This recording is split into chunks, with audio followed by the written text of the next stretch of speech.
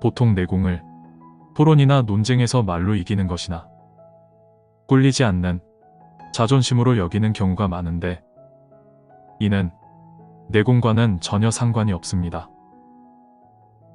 내공이 상승하게 되면 오히려 토론, 논쟁, 자존심, 지적 우월감 등에서 점점 관심이 멀어지게 될 겁니다.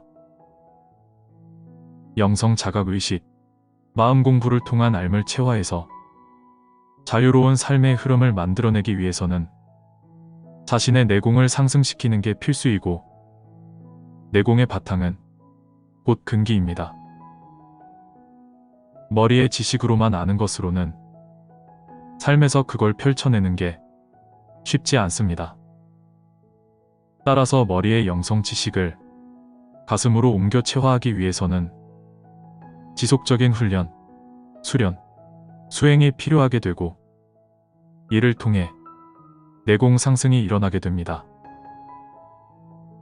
내공이라는 것은 내적인 공력 또는 내적인 힘, 파워를 말하는데 기본 영성 지식에 경험, 지혜, 능숙함, 전문성, 단단함, 유연함 등이 결합된 형태입니다.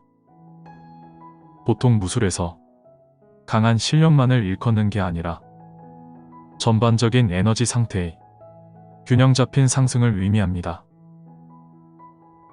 내공은 여러 가지 측면이 있는데 인체가 몸, 마음, 영혼으로 이루어져 있어 몸 측면의 신체적 에너지, 마음 측면의 지적 에너지, 영혼 측면의 영적 에너지로 구분할 수 있습니다.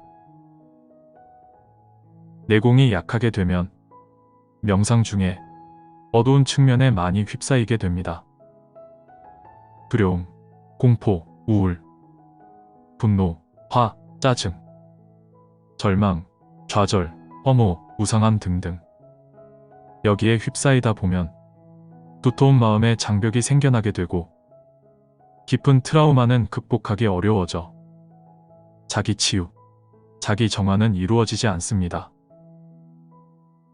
또한 명상 중에 강한 지복감, 희열감이 일어나기도 하는데 역시 여기에 휩싸여버리면 일순간으로는 굉장한 기쁨, 희열을 맛보기도 하지만 약한 내공으로는 나중에 와닿는 현실과의 괴리감은 더욱 커지게 되어 그로 인해 더욱 깊은 실망, 좌절, 우울감 등을 느낄 수도 있습니다. 영성 자각의식을 높이는 데 있어서 제일 중요한 측면이 영적 에너지에 대한 부분인데 이것은 명상을 통해 상승시킬 수 있습니다. 이 영적 에너지 단독만으로는 상승이 쉽지 않고 지적 에너지와 신체적 에너지가 결합할 때 시너지 효과로 인해 원활한 상승이 일어납니다. 내공은 곧 관찰력, 관조력이라고 할 수 있습니다. 관찰, 관조는 바로 근원의 속성입니다. 따라서 관찰력, 관조력이 상승하게 되면 사물을 있는 그대로를 바라볼 수 있게 되고 그러므로 인해 핵심을 뚫고 들어가 본질을 꿰뚫어 볼 수 있는 힘이 생기게 됩니다. 관찰, 관조력의 형성은 깊은 명상을 통해 관조 에너지를 상승시킴으로써 가능해집니다. 내공은 또한 흔들리지 않는 자기중심이라고 할 수 있습니다.